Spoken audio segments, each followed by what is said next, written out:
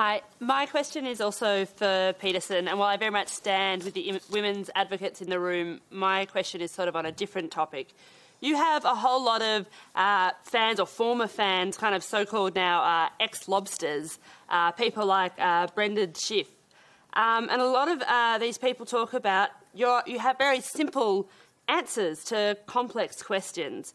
You know, I think you often talk about individual responsibility over things that it's impossible for individuals to actually have responsibility over. You look at the extortionate housing market, the precarious gig economy, like things that are well out of our control. So I want to know, what is your answer to young people for some of the really big problems facing humanity, like the climate catastrophe, like economic crisis, like the precarious job market? Because I just don't, like, you talk all this much about individual responsibility. Most of us are never going to be able to afford to have all of these assets to have responsibility over. So what is your advice beyond banal comments like clean your room? Well, it's actually rather difficult to answer a question that ends with "your comments are banal" politely.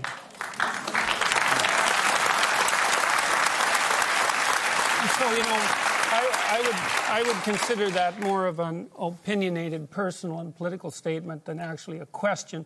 So why don't you try reformulating that so that there's an actual question there? What is your...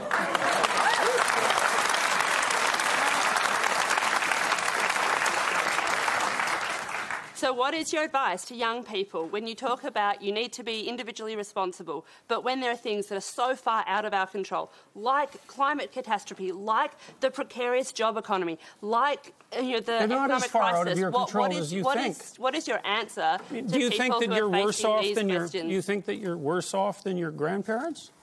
I think there are different challenges. Do you think you're worse off than your grandparents? Jordan, once again, we're not going to cross-examine our questioners. So try answering the question about collective responsibility on climate change, for example. Pick one part of that, because the argument, I think, is that individual responsibility does not change the climate, does not fix the problem that needs global collective responsibility. So I think that's the core of the question. Do you have a theory about that?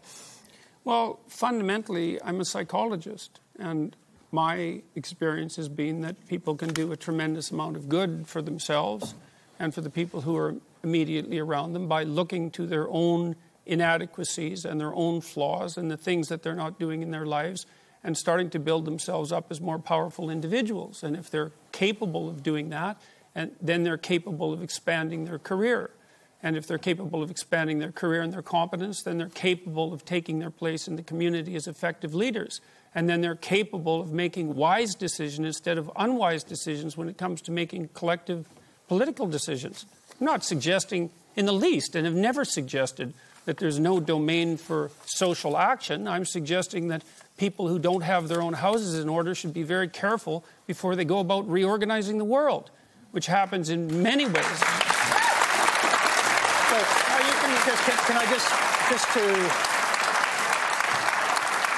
if a young person believes that the climate, the global warming problem on the climate is something that needs to be tackled quickly, and they can't wait until they grow up and become prime ministers to do it, do you think collective responsibility overrides individual responsibility in a huge issue like that? No.